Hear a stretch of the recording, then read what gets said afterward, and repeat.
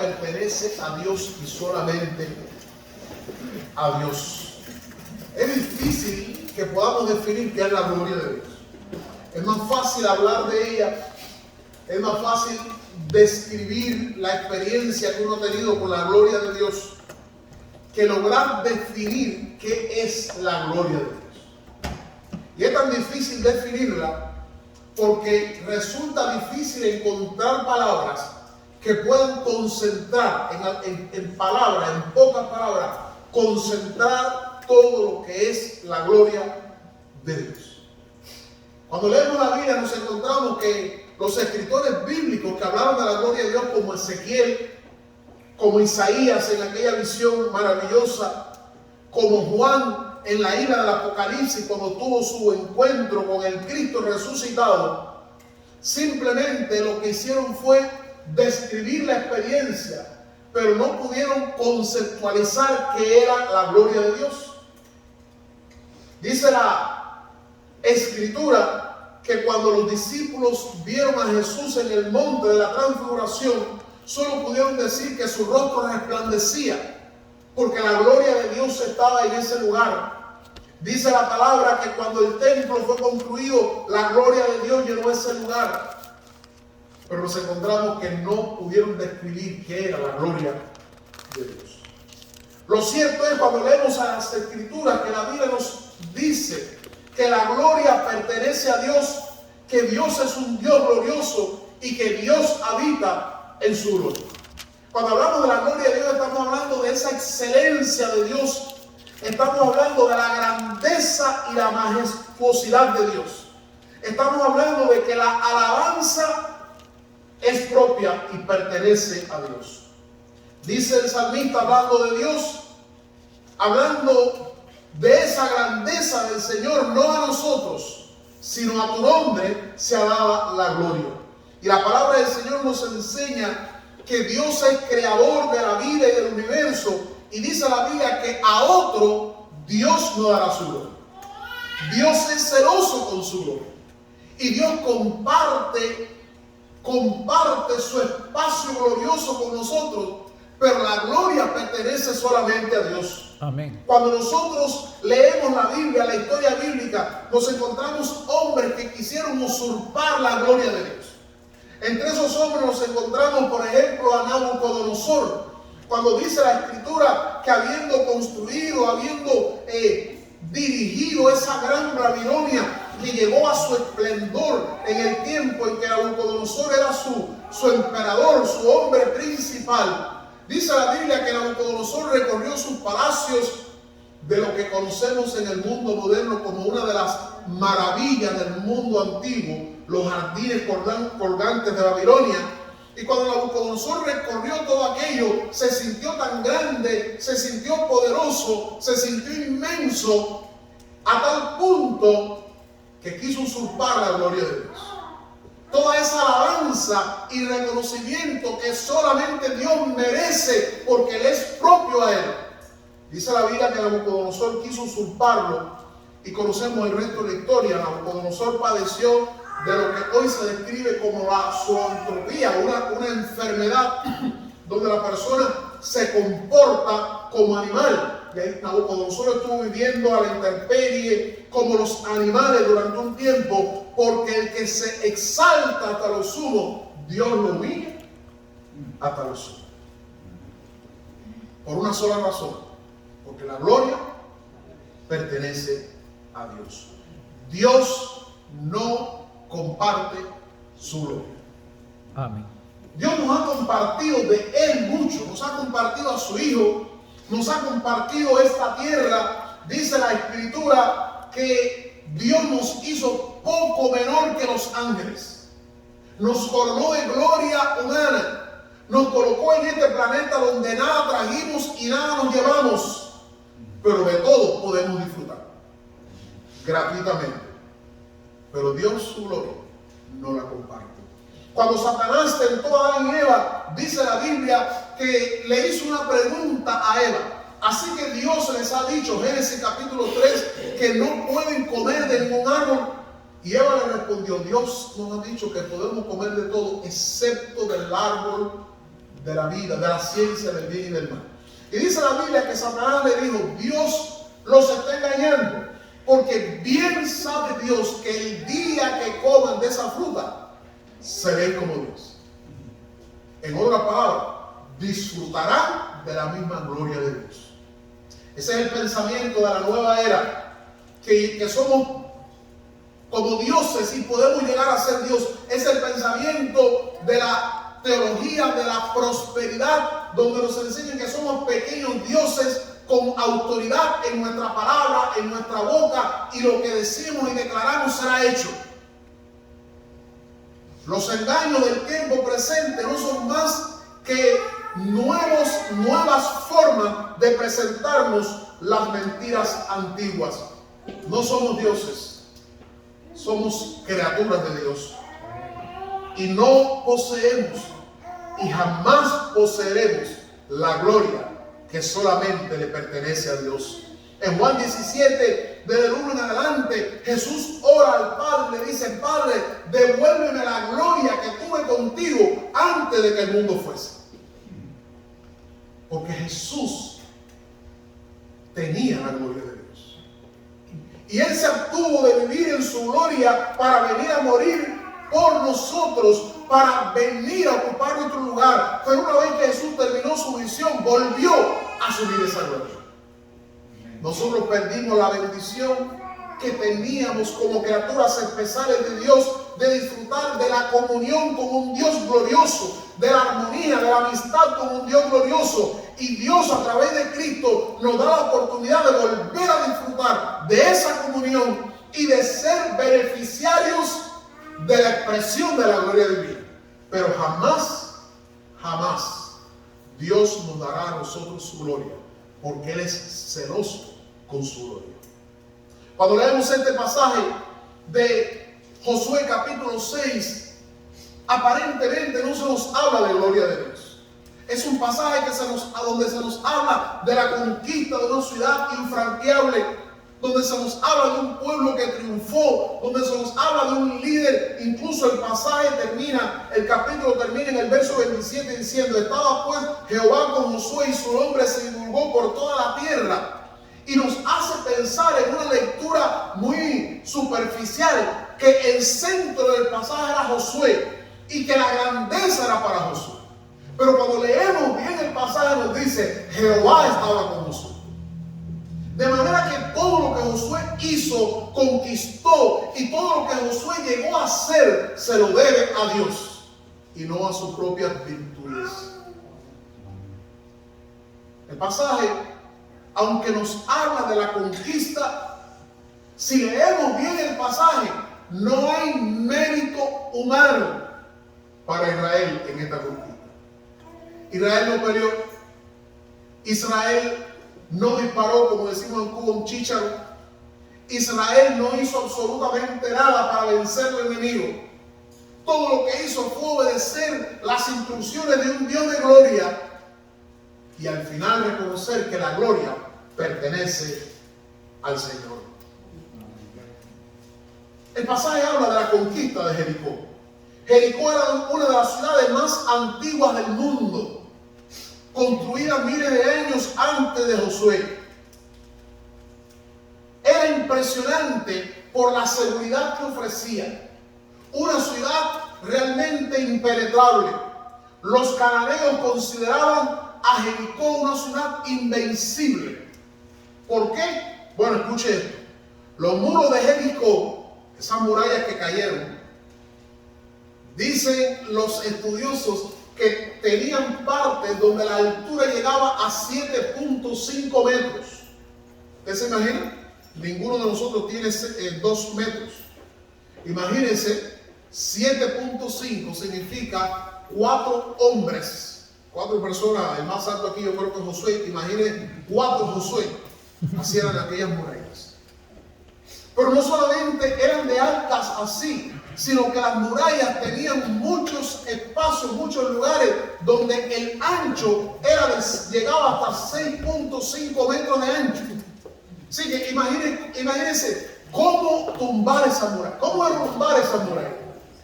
Murallas hechas a prueba de misil, Murallas hechas, hoy diríamos a prueba de bala. 7 metros de altura, casi 8 metros de altura, casi 7 metros de ancho. ¿Cómo lograrla? ¿Cómo pasarla? ¿Cómo derribar esas murallas? Los vigilantes, no solamente eso, sino que los habitantes de la ciudad, los militares que hacían la guardia en los lugares altos del muro, tenían visibilidad de varios kilómetros.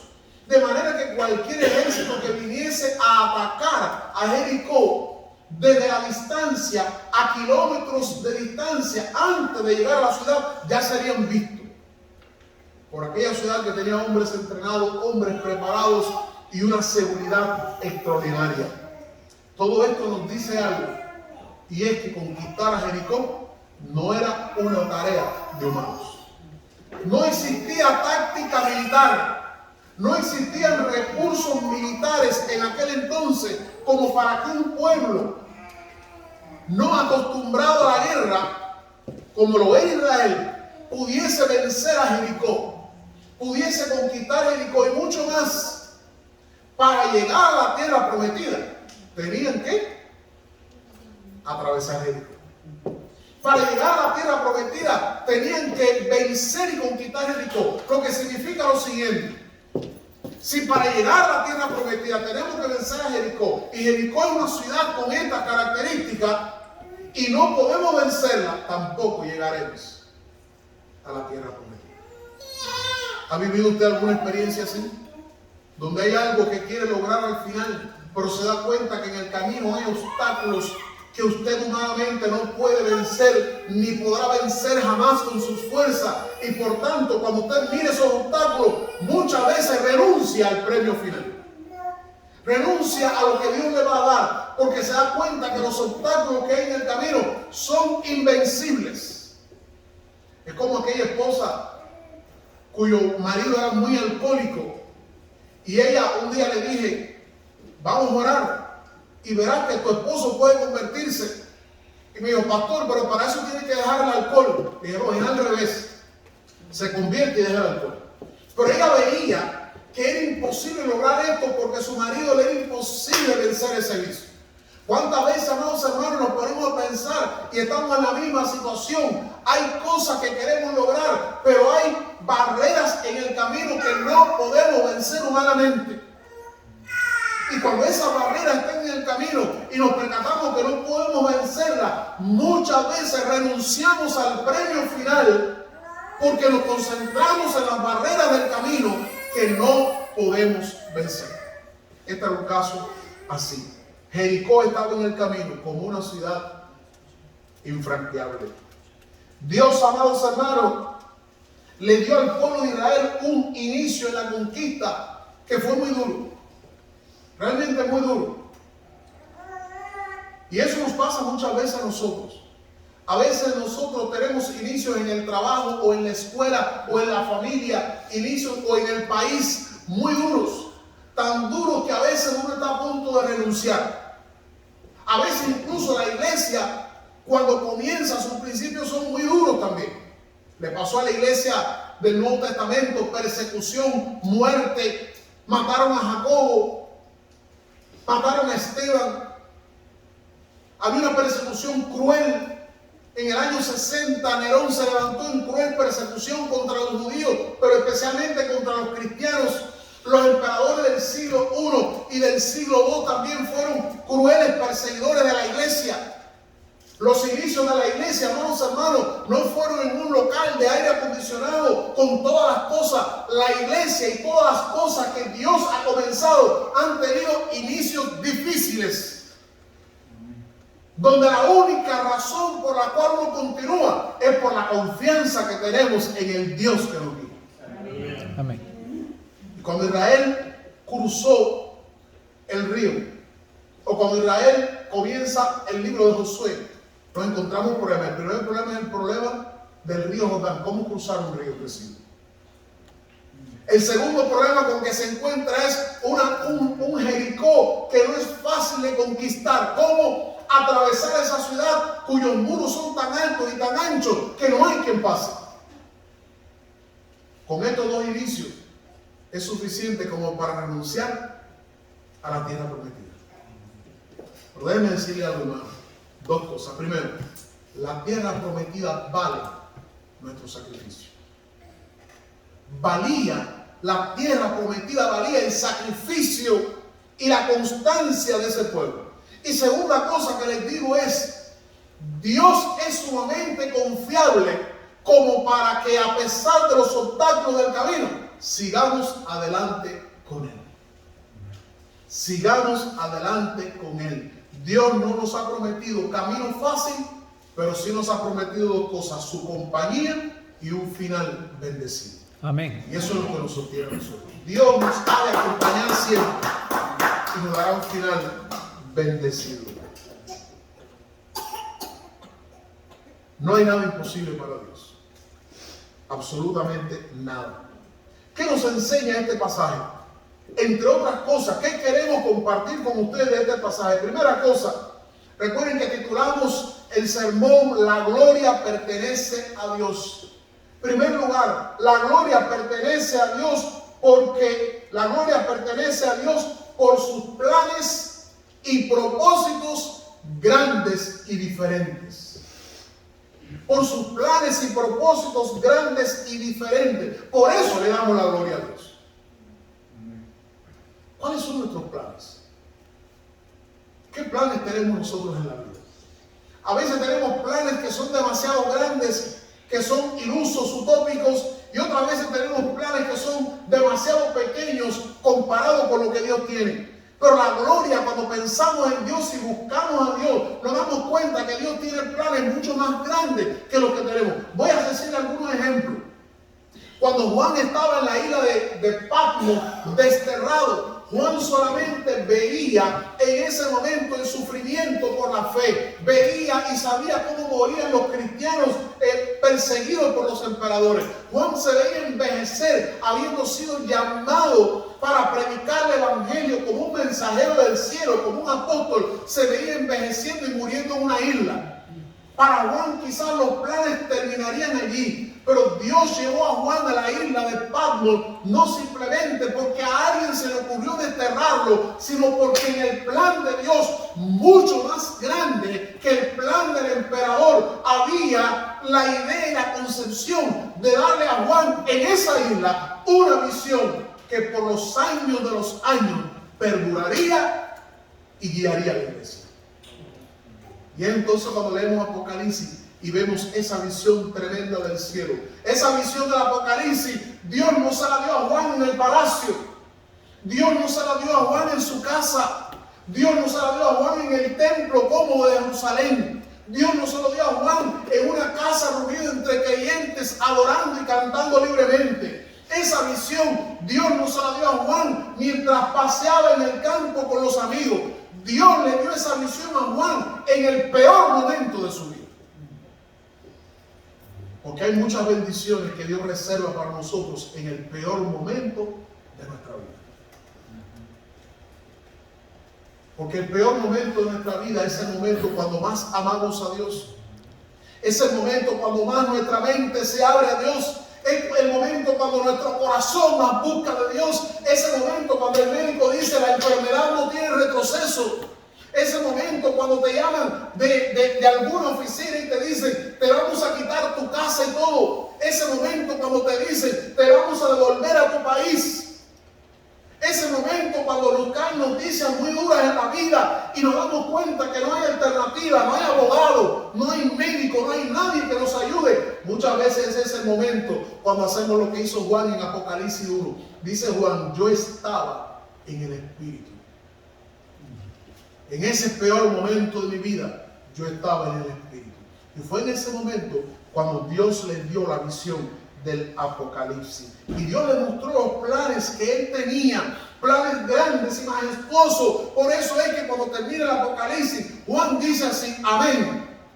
Ven, Señor Jesús. Alabando al Señor. ¿Por qué? Porque Él descubre que los planes del Señor son mucho más grandes, son mucho más preciosos que los planes que tenemos nosotros. Josué 6:1 comienza diciendo, ahora, ¿te recuerdan? ¿Sabe lo que pasó en el capítulo anterior? Cruzaron el río Jordán. Y salieron del río Jordán como contentos.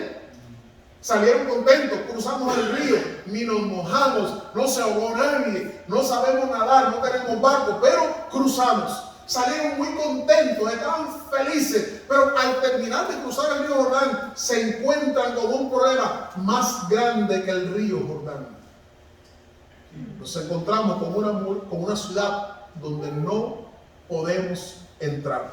Y dice Josué en el versículo 1 así: ahora, y presta atención, porque ese ahora es como un llamado de alerta, es como que yo te diga a ti, hermano, vamos a ir. Nos vamos de paseo para el Gran Cañón del Colorado, nos vamos una semana de vacaciones, vamos a disfrutar, pero de pronto yo diga, ahora bien, el pasaje cuesta $5,000. Ese ahora bien significa que lo que viene detrás puede ser desanimante. El pueblo está contento. Dice, ahora, Jericó estaba cerrada. ¿Cómo vamos a entrar? Y no solo estaba cerrada, sino dice la Biblia ¿cómo? Bien cerrada. No solo cerrado, sino que está bien cerrado. Y la causa por la que está bien cerrado es por ustedes. Esta ciudad está abierta a los egipcios, a los etíopes, pero no a ustedes. A ustedes no lo queremos aquí. Nadie entra, nadie sale. ¿Y por qué estaba cerrada? Amados hermanos, porque los habitantes de Jericó habían oído lo que Dios, el Dios de los hebreos, había hecho. Había oído lo que habían hecho los reyes de On. Había oído lo que había pasado. Los habitantes de Jericó tenían miedo de ese pueblo hebreo. Conocían lo que estaba pasando con ellos y le abrían las puertas a cualquiera menos a ellos. En lugar de decir queremos que ustedes vengan y que el Dios de ustedes nos bendiga, ellos están diciendo no queremos que ustedes ni su Dios vengan. No son bienvenidos en este lugar. No crean, amados hermanos, que lo que Dios está haciendo en su vida o en la mía es noticia agradable para los que escuchan.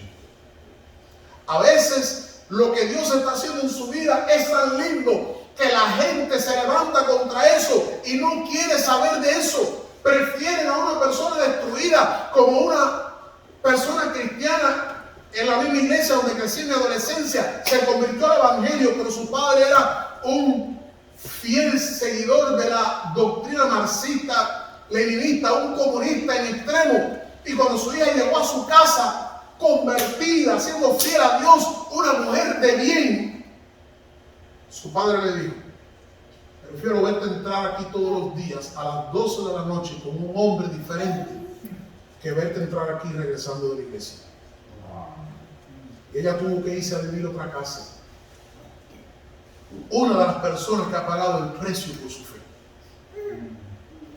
No todo lo bueno que Dios hace en nosotros va a ser celebrado por lo que nos escucha.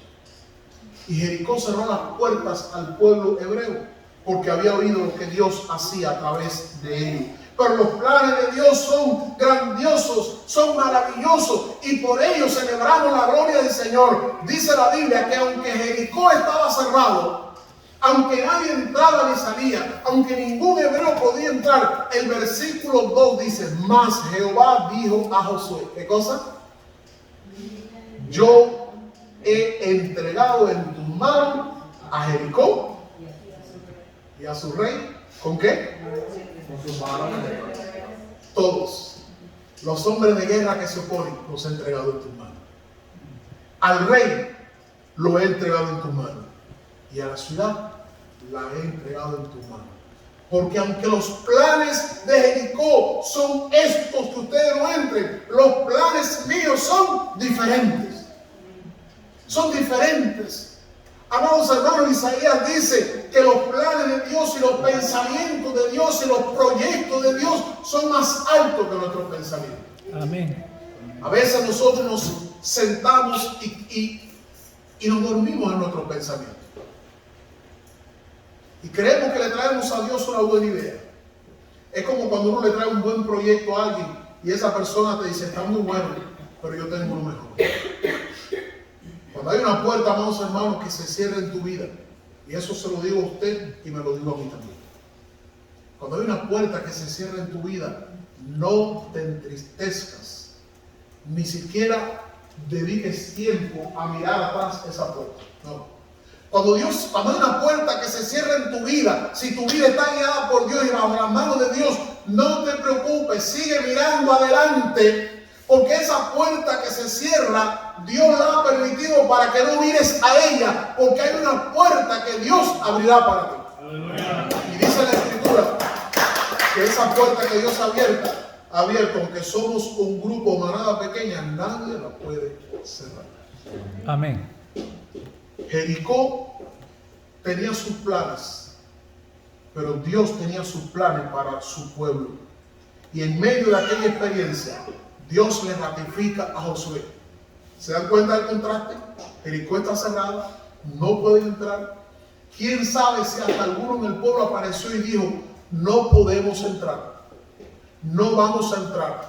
Porque no olvide, y cuando usted lea Nehemías se va a dar cuenta cómo en el mismo pueblo, cuando intentó reconstruir los muros de Jerusalén, apareció Tobías y Sanbalat y muchos otros y decían, ¿qué ustedes construyen? Un muro. Ese muro, si sube una zorra, lo va a derrumbar.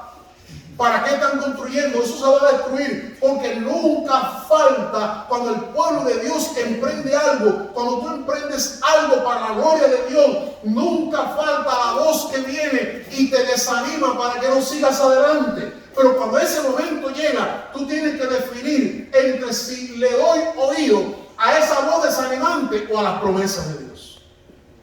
Y un himno que desde niño he cantado dice, todas las promesas del Señor Jesús son apoyo poderoso de mi fe, mientras viva aquí confiando en su luz, siempre en sus promesas, siempre en sus promesas confiaré. Amado hermano, nada hay imposible para Dios. No hay ninguna manera en que los planes de Dios se anulen. Porque cuando los humanos, cuando aún nosotros mismos tenemos planes que no son buenos, Dios tiene planes más grandes para nuestra vida. Cuando creemos que todo está acabado, Dios comienza. Cuando creemos que todo se terminó, Dios empieza. Cuando la muerte llega a la vida del creyente, haciéndonos creer que todo ha terminado, Dios comienza para nosotros una vida eterna nueva. Por eso Pablo dice, ¿dónde está muerte tu aguijón? ¿Dónde, oh sepulcro, tu victoria? La muerte y el sepulcro no marcan el final de los hijos de Dios. La muerte es esa experiencia tenebrosa que nos lleva a la presencia de Dios. Por eso ante la muerte tenemos una esperanza. Dios tiene la gloria, pertenece a Dios, porque Dios tiene planes preciosos y mucho más grandes para nosotros que lo que este mundo tiene. Quizás un día alguien te llame en el trabajo o en algún lugar y te diga, tengo este proyecto contigo, y puede ser que ese proyecto sea de Dios, pero puede que Dios tenga un proyecto diferente y más grande. Puede inclusive que en algún momento de la vida estemos clamando por algo que queremos hacer y alguien nos cierre la puerta en ese proyecto. Sin embargo, si eso es de Dios, Dios seguirá adelante. Dios no se va a detener. Sus planes son mucho mayores. Por eso, por saber simplemente que Dios tiene planes con tu vida, que Dios tiene planes con tu pueblo, con su pueblo, y que son planes mayores, más grandiosos y más bendecidos. Por eso la gloria es para Dios. Amén. No sé si alguna vez usted le ha dicho a alguien, gracias por pensar en mí, ¿verdad? No sé si alguna vez han hecho una selección en un lugar, han distribuido un regalo, han hecho algo, y usted no estaba ni en los planes, pensó que no había para usted, y de pronto usted se vio beneficiado y le dijo a alguien, gracias por pensar en mí. Déjeme decirle, hermano, cada vez que se levanta en la mañana, dígale, Señor, gracias por pensar en mí. Gracias por incluirme. El venir en esta mañana a este lugar no es una casualidad. Dios tiene planes para tu vida. El Cristo Jesús, haber muerto por nosotros en la cruz del Calvario, es una señal de que Dios tiene planes con tu vida y conmigo. Planes para con nosotros que no imaginamos. Planes diferentes. Dice la Biblia, amados hermanos, la paga del pecado es muerte, pero la dádiva o el regalo o el proyecto de Dios es vida eterna para con nosotros. La gloria pertenece a Dios. Segundo lugar, la gloria pertenece a Dios porque para Dios no hay nada imposible. Ahora escuchen, versículo 2, Dios le dice a Josué: yo he entregado a Jericó en tu mano y al rey, y etcétera, etcétera, etcétera. Y Josué y quizás el pueblo dice: eso está muy lindo, eso está bueno, las promesas son muy buenas, pero ¿y cómo lo vamos a hacer? Y eso me recuerda, amados hermanos, y ahora que estamos entrando en Navidad, me recuerda un día que había una mujer humilde, sencilla, ignorada por todo, una mujer que se mantuvo fiel a Dios, se mantuvo virgen, de la cual la Biblia dice no había conocido varón. Una mujer de quien la Biblia dice estaba comprometida con José para casarse, pero aún no había dormido con él. Una mujer que preservó su obediencia a Dios, una mujer que fue fiel a Dios, una mujer que no cayó, aún no sabemos las circunstancias de su vida, pero una mujer que renunció al pecado para permanecer fiel a Dios. Una mujer humilde, sencilla y quién sabe si olvidada. Dice la Biblia que un día apareció un ángel a María y el ángel le dijo: María, bendita tú entre las mujeres. Cuando el ángel le dijo lo que iba a pasar, que iba a concebir un hijo, iba a tener un hijo, la pregunta de María se la hubiese hecho cualquiera: ¿cómo ocurrirá esto? Porque no conozco varón. ¿Saben cuál fue la respuesta del ángel? ¿Saben cuál fue su respuesta? El Espíritu Santo vendrá sobre ti, la sombra del Altísimo te cubrirá y tú concebirás. Y al final, o sea, lo que le dijo fue lo mismo prácticamente que le dijo Dios a Josué: hay una ciudad, tú vas a entrar y la vas a conquistar, pero ¿cómo? Y María dice: ¿cómo? Y la respuesta del ángel fue: nada hay imposible para Dios. Amén. Nada hay imposible para Dios. La gloria pertenece a Él, porque nada hay imposible para Dios. ¿Qué cosa hay? Hablando en estos días con alguien, esa persona animando a algunos trabajadores le dijo: el cielo es el tope. El cielo está alto. Me dice: el cielo es el tope. Y yo por dentro me dije: el cielo no es el tope. Para los hijos de Dios, el cielo no es el tope. Tenemos un lugar más allá del cielo.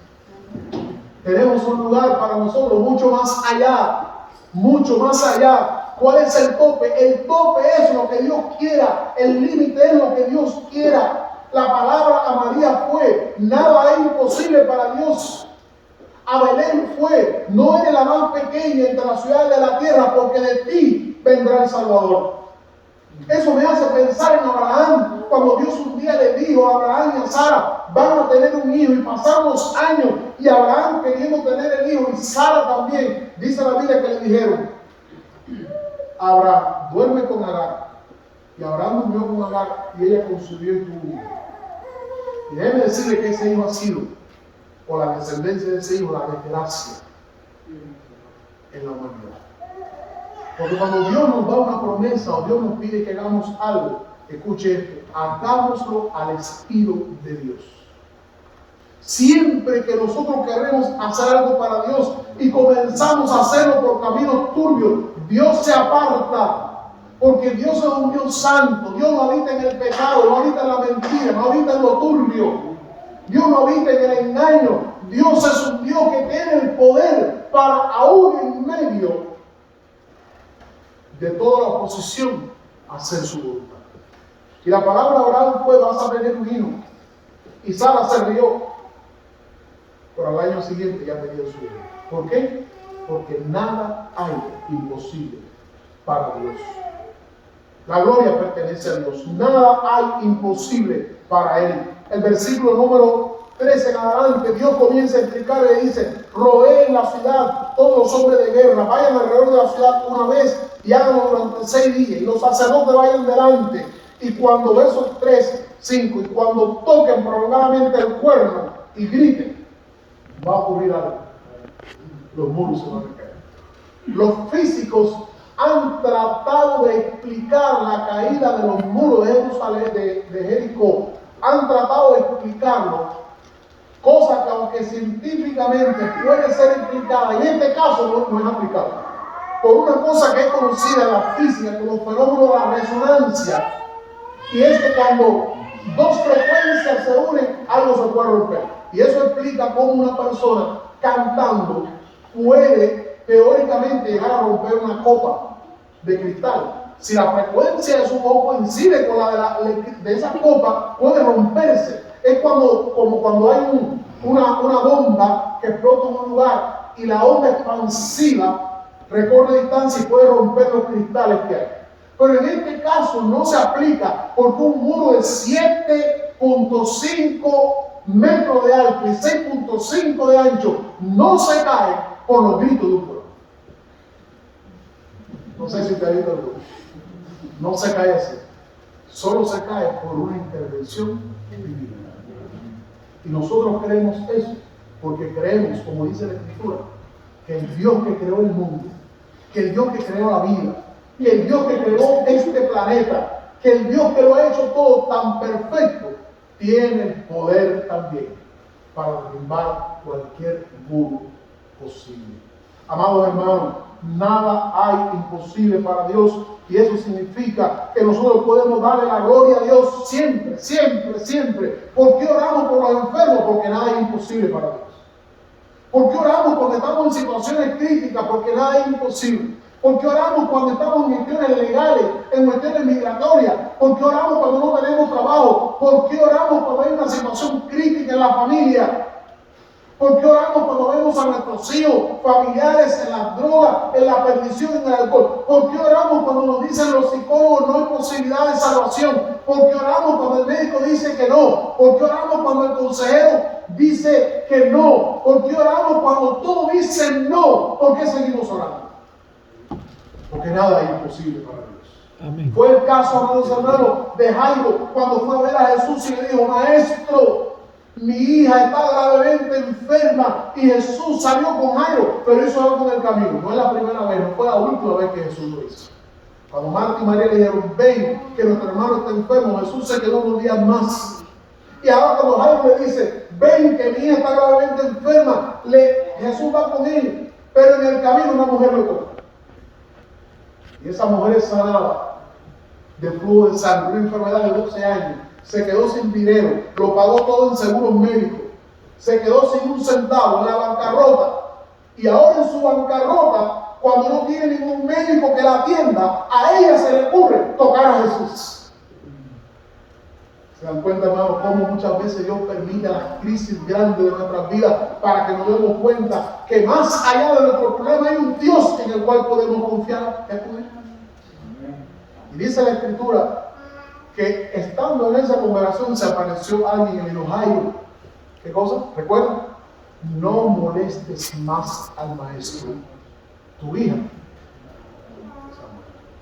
Wow, qué noticia. Pero dándole esa noticia, Jesús se vino y le dijo: no te preocupes, tu hija duerme. Aleluya. Amén. Y voy a despertarla. Jesús sabía que ella estaba muerta, pero para Jesús nada es imposible. No es imposible para Jesús sanar, resucitar, levantar, bendecirte, cambiarte, transformarte. No es imposible para Dios hacer que los muros caigan. Ahora, si no es imposible, ¿por qué Dios le dijo al pueblo que le diera vuelta durante 6 días? ¿Por qué Dios le pidió al pueblo que tocaran aquellos cuernos? ¿Por qué Dios le pidió al pueblo que gritara? ¿Para qué, si Dios lo iba a hacer? Hay algo que a Dios le interesa de nosotros, y es nuestra obediencia. ¿Cuán obedientes somos? Segundo, ¿cuánto confiamos en Él? Tercero, ¿cuánto le amamos a Él? Le decía a los jóvenes en esta mañana que lo que tú amas no valoras, y lo que tú amas no respetas. Y el problema de Adán en el huerto es que Dios le pidió a Adán: muéstrame tu amor. Y muéstrame tu amor a partir de tu obediencia. come de todo excepto esto. Si tú me amas y me respetas y me valoras, me vas a obedecer. Pero Eva no lo hizo y Adán tampoco. Dios sabe que Él siente por nosotros y sabe que nosotros sentimos por Él. Pero Dios continuamente nos prueba para que lo que nosotros decimos sentir por Él con palabras lo expresemos con nuestra vida. No basta las palabras. La vida necesita ser expresada. Las palabras necesitan transformarse en acciones. Y por eso, amados hermanos, Dios le dice al pueblo, 6 días caminando, 6 días dando vueltas, 6 días. Ahora quiero que entienda esto. Un día Dios se le apareció a Abraham y le dijo, Abraham, sacrifícame a tu hijo. Ve al monte Moria y sacrifícame a tu hijo. Y le dijo, el holocausto. El holocausto, para que entiendan, era esto. Cuando una víctima, un animal se ofrecía en holocausto, primero se degollaba, luego se desollaba, se le quitaba toda la piel, luego se descuartizaba y luego se quemaba. Y Dios le dice a Abraham, dame a tu hijo en holocausto. ¿Recuerdan qué es el holocausto? Degollan, desollan, descuartizan y queman. Le está pidiendo eso al Padre. Ahora, ¿recuerda qué pasó con Abraham? Dice la Biblia que salió él y sus criados, su esposa no fue. Porque si Sara va, el que iba a degollar era Abraham. Pero ella no iba a dejar que su hijo pasara por él. Dios sabe lo que hace. Hay veces que Dios le dice, no lleves a este, no lleves al otro, porque yo sé lo que va a pasar si tú lo llevas. Segunda cosa, hermano. ¿Saben cuántos días caminó Abraham hasta el monte Moria? ¿Y por qué 3 días? Porque 3 días es suficiente tiempo para que tú vayas pensando en tu cabeza, ¿lo hago o no lo hago? ¿Lo hago o no lo hago? ¿Sigo o regreso? En 3 días tú tienes tiempo para pensar si vas a obedecer a Dios o no, si vas a ser fiel a Dios o no. Y a 3 días de Abraham estaba la bendición del cielo. Solo 3 días de camino. Solo 3 días de camino. Y Abraham tuvo 3 días para renunciar a esa bendición o seguir en poder. No sé a qué tiempo, a qué distancia estamos de lo que Dios ha prometido para tu vida y tu familia. Pero si hay algo que quiero decir, no vuelvas atrás. No regreses, porque hoy estamos más cerca que el día que queremos.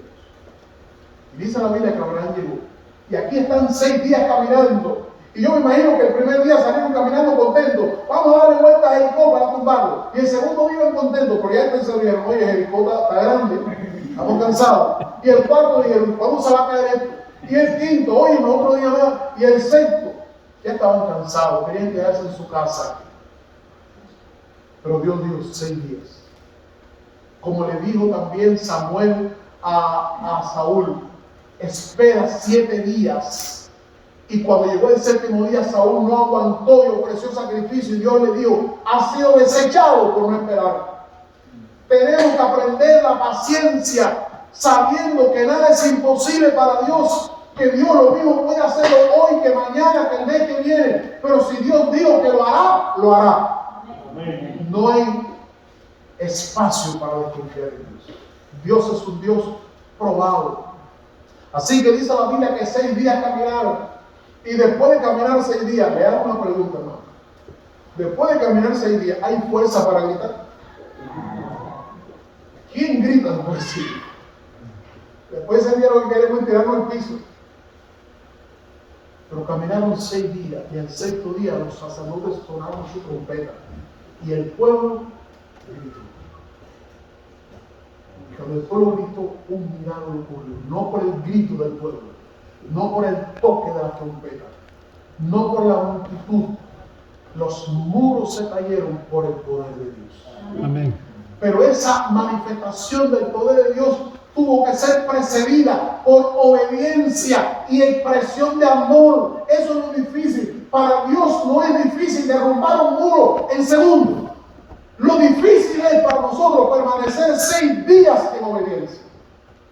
Lo difícil para nosotros es permanecer un periodo de tiempo siendo fiel a Dios aunque no veamos nada, siendo fiel al Señor aunque no vemos la promesa cumplida, siendo obedientes, humillándonos, permanecer así aunque no vemos nada. Eso es lo difícil. Pero para Dios no es difícil, no es difícil cumplir su promesa. Seamos constantes, seamos pacientes, esperemos en el Señor. Dios sabe cuándo hará. Repito, la gloria pertenece a Dios porque nada es imposible para Dios. Y Dios hará lo que hará en un abrir y cerrar de ojos. Dice el apóstol Pedro, Dios no retarda su promesa de volver al mundo como algunos lo tienen por tardanza, sino que es paciente, no queriendo que nadie se pierda, sino que todos procedan al arrepentimiento. Y luego dice, en un abrir y cerrar de ojos, a la final trompeta, los muertos en Cristo resucitarán. Será como un pestañazo, como un rayo en el cielo. El levantar a la iglesia de Cristo será algo tan rápido que nadie tendrá oportunidad de prepararse. Muy rápido será, en un abrir y cerrar de ojos.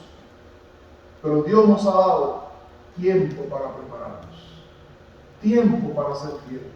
Veamos, amados hermanos, esta vida que estamos viviendo, veámosla como los 6 días que Dios le dio al pueblo de Israel para caminar, para batallar con sus dudas, pero para ser fiel. Y cuando llegue el momento, el Señor nos levantará con su poder y su gloria. ¿Qué hicieron? Simplemente gritaron en obediencia al Señor. Amados hermanos, nada hay imposible para Dios. La gloria pertenece a Dios porque sus planes son más grandes y majestuosos que lo que tenemos nosotros. Él cambia nuestros planes. Él cambia situaciones en nuestra vida para que nosotros veamos sus planes y sigamos sus planes.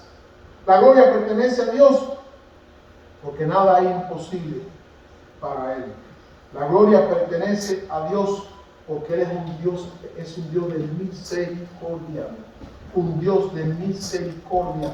El versículo 25, bueno, voy a leer antes.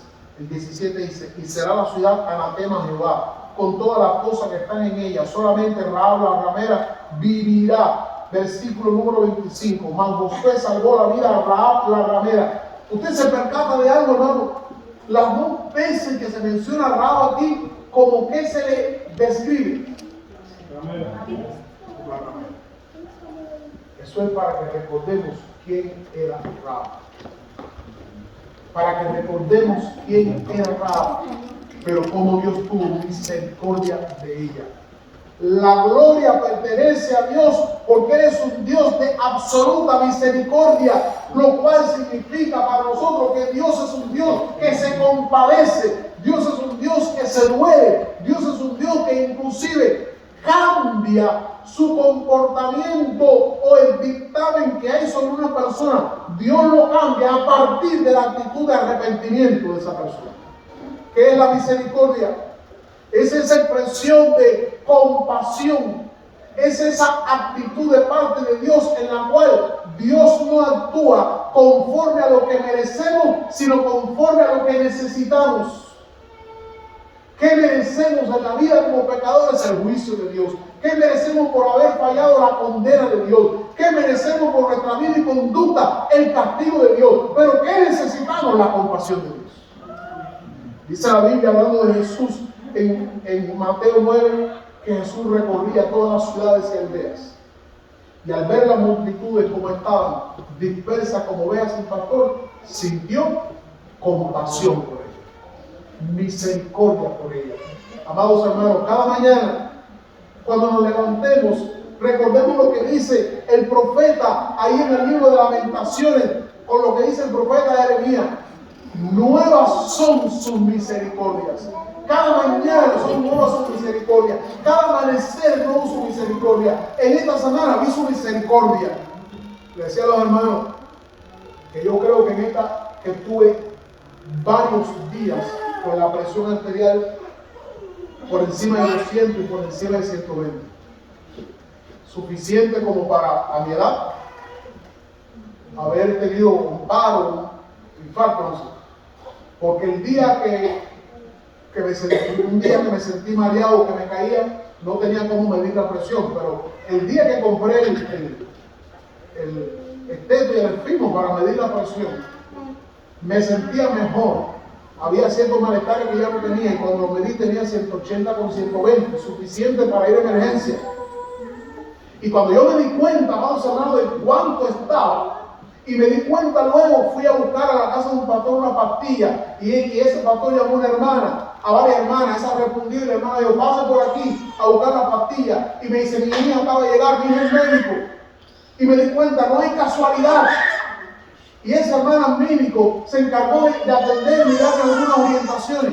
Pero lo maravilloso es que cuando yo me di cuenta en cómo he estado, y cuando luego leí acerca de en cuánto tú debes tener la presión para que colapse, yo le di gracias a Dios por su misericordia.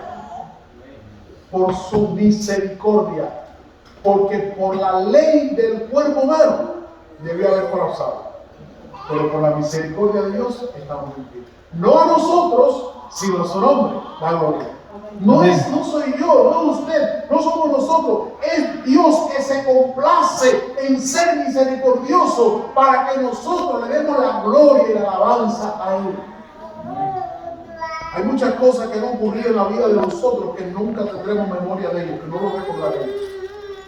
Recuerdo que un día era pastor en las montañas de Cuba y regresaba de una de las misiones de noche, tarde, sin luz, sin nada. Y unos días después me llamó una persona del pueblo y me dijo: ¿usted tal día pasó por tal lugar? Le dije: sí. ¿Y pasó a tal hora? Le dije: sí, creo que sí. ¿Y usted iba solo? Le dije: sí. ¿Por qué? Me dice: porque yo estaba escondido mirando.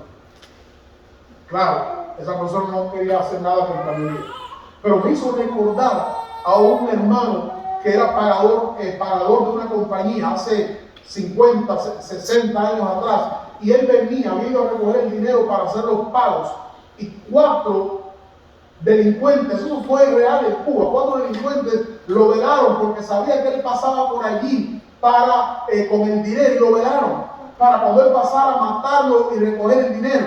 Y cuando él llegó a un lugar, este hombre llegó, se bajó de su caballo y comenzó a orar. Terminó de orar, subió su caballo y se fue. Y años más tarde, este hombre, que era un misionero también, predicando en una iglesia, estaba hablando de Cristo, y dice la Biblia que pasó al frente de una persona a dar profesión de fe, y esa persona le dijo: ¿usted recuerda esta fecha, esta fecha? Y le dijo: bueno, tiene que ser, porque él lo hacía todos los meses. Y ellos le dijeron: ese día que usted venía, usted paró allí, usted no debía parar, pero usted se detuvo allí. Y ese día, cuando usted se detuvo, allí donde se detuvo, nosotros estábamos escondidos para matarlo y robarle dinero. Y no lo hicieron, porque vieron a alguien que acompañaba a ese hombre. No había nadie. Pero ¿saben qué ocurrió? La misericordia. Y por eso, amados hermanos, Dios merece la gloria siempre. Rahab era una ramera, y no solamente ramera, era de Jericó, no merecía la vida, estaba desaprobada delante de Dios, era una mujer en pecado, una mujer que socialmente era despreciable, una mujer que hacía a otros pecar también. Pero en medio de esa situación, cuando Dios fue a destruir una ciudad que estaba enredada en el pecado, Dios tuvo misericordia de una mujer pecadora también. Pero una mujer pecadora que había hecho algo extraordinario, era esconder. Eso es lo que dice luego el versículo número 25. Ella había escondido a unos siervos de Dios, y Dios tuvo misericordia de ella. La gloria pertenece a Dios, porque Dios es un Dios de misericordia. Y en último lugar, la gloria pertenece a Dios, porque Dios es un Dios santo. El versículo 17 al 19 dice: y será la ciudad anatema a Jehová. Verso 18: pero vosotros guardaos del anatema, no toquéis ni toméis alguna cosa del anatema, no sea que hagáis anatema el campamento de Israel y lo turbéis. Mas toda la plata, el oro, los utensilios de bronce y hierro serán consagrados a Jehová y entregados en el tesoro a Jehová. La gloria pertenece a Dios, porque eres un Dios santo, un Dios absolutamente santo. Jericó tenía muchas posesiones. De hecho, en el capítulo 7 vamos a ver el pecado de Jericó. Tenía muchas posesiones, muchas cosas buenas, pero había algo que Dios pedía: no tomen nada de lo que hay. Cualquier cosa que necesiten, Dios hará provisión, pero no tomen nada de esa ciudad para ustedes, porque cualquier cosa que tomen de ahí y lo traigan a sus casas va a traer maldición a sus hogares. Ellos eran un pueblo que venían del desierto. Esto era un pueblo estable. Esto era un pueblo que no tenía mucha riqueza. Este era un pueblo que tenía mucho. Quizás ellos querrían ser como este pueblo. Quizás querrían tomar todas las posesiones de este pueblo para ellos. Pero Dios le dijo: no lo hagan, porque anatema significa maldito. Anatema significa lo que no es aprobado por Dios. Anatema es lo que Dios no respalda. Anatema es aquello en lo cual no hay bendición de parte de Dios. Anatema es aquello que es tan maldito que Dios no lo aprueba. Dios no lo aprueba. Y lo que Dios dijo fue: no tomen nada de eso para sus hogares. ¿Entendimos eso, hermano? Y Dios no ha cambiado. Y Dios nos sigue diciendo: hay cosas que no lleves a tus hogares. Hay cosas que no lleves a tu vida. Hay cosas que no traigas a tu existencia. Hay cosas que no traigas a tu familia. Porque una acción equivocada puede traer en la vida de nuestra familia, en la vida personal, en la vida de nuestro hogar, puede traer consecuencias fatales. ¿Por qué? Porque el Dios que habita en tu hogar y en el mío es un Dios santo. Y un Dios santo significa que Él no es compatible con el pecado. Lo veremos el próximo domingo. Pero la gloria pertenece a Dios porque Él es un Dios santo. Y mi pregunta es esta: si no puedo tomar nada, si no puedo tomar nada de eso que tienen los de Jericó porque es anatema y tú no quieres que lo traiga a mi familia, Dios, si no tenemos nada en nuestras manos, ¿cómo vamos a habitar y a sobrevivir en la tierra donde vamos? ¿No será esto una provisión tuya para nosotros? Para que no lleguemos con las manos vacías. ¿Con qué habitaremos y con qué viviremos ahí? Dios sigue diciendo: no tomes nada de ello. ¿Saben por qué? Un día, mientras caminaban al monte Moria, el criado le dijo, el hijo le dijo a Abraham, y yo supongo que mirándolo a los ojos, porque se llevaban bien, eran amigos. Isaac le dijo a Abraham: papá, aquí está la leña, aquí está el fuego, también está el cuchillo para matar el animal, y ahí está una soga para amarrarlo y que no se mueva. Pero que él no sabía que eso era para él. Y le dijo: papá, todo está bien, pero ¿dónde está el cordero? ¿Saben cuál fue la respuesta de Abraham? La respuesta de un hombre que no tiene respuestas. La respuesta de un hombre que no tiene cómo responder a la pregunta: ¿dónde está el cordero? Pero es la respuesta de un hombre que ha vivido glorificando a Dios, que ha cometido errores en su vida, como irse a Egipto, como dormir con Agar. La respuesta de un hombre que ha llegado a confiar tanto en Dios, que sabe que su Dios proveerá. Y su respuesta al hijo fue: hijo, Jehová Jireh, Dios proveerá cordero para el sacrificio. Amén. Señor, y si no tomamos de Jericó el anatema, ¿con qué entraremos a la tierra? Dios proveerá. Dios proveerá. Y aún en este tiempo que estamos viviendo, seguimos diciendo: Dios proveerá. La gloria sea siempre para Dios. Vamos a orar. Señor, en esta tarde alabamos y bendecimos tu nombre. Reconocemos que la gloria es tuya, que la gloria te pertenece. Cuando leemos de esta experiencia en Jericó, Señor, nos damos cuenta que no fue una estrategia militar, que no fue capacidad humana, que no fueron instrumentos de guerra, que no fue la habilidad de Josué, que no fue la pericia de los hebreos. Señor, fuiste tú. Tú hiciste la obra, tú derrumbaste los muros, oh Dios del cielo, y derribaste los muros que no han vuelto a ser edificados. Gracias por cumplir tu palabra. Señor, a ti damos la gloria y la alabanza siempre. Te damos la gloria por habernos salvado, por sacarnos del infierno, del pecado, de la condenación eterna. Te damos la gloria por haber traído a Cristo Jesús a morir por nosotros. Te damos la gloria por hacernos tus hijos. Te damos la gloria, Señor, por darnos una esperanza bendita, Señor. La esperanza del reino de los cielos. Te damos la gloria porque cuando nuestras fuerzas terminan, Señor, y nos sentimos humanamente, Señor, sin fuerza y espiritualmente aún sin fuerza, Dios, te damos la gloria a ti porque tú nos sostienes de tu mano derecha y tú nos dices, yo soy tu Dios que te ayudo. Señor, te damos la gloria siempre. Te damos la gloria por la salvación. Y en esta hora te pedimos, Señor, si alguno en este lugar aún no ha sido salvo, Dios, haz que mire a ti el Rey de Gloria. Haz que mire a ti el Dios que salva. Haz que mire a ti, Señor, el Dios que bendice. Haz que mire a ti el Dios que derrumba muros. Haz que mire a ti el Dios que tiene planes maravillosos y diferentes a los nuestros. Haz que mire a ti el Dios para el cual nada es imposible. Haz que mire a ti el Dios santo. Haz que mire a ti el Dios que provee. Haz que mire a ti el Dios de toda misericordia.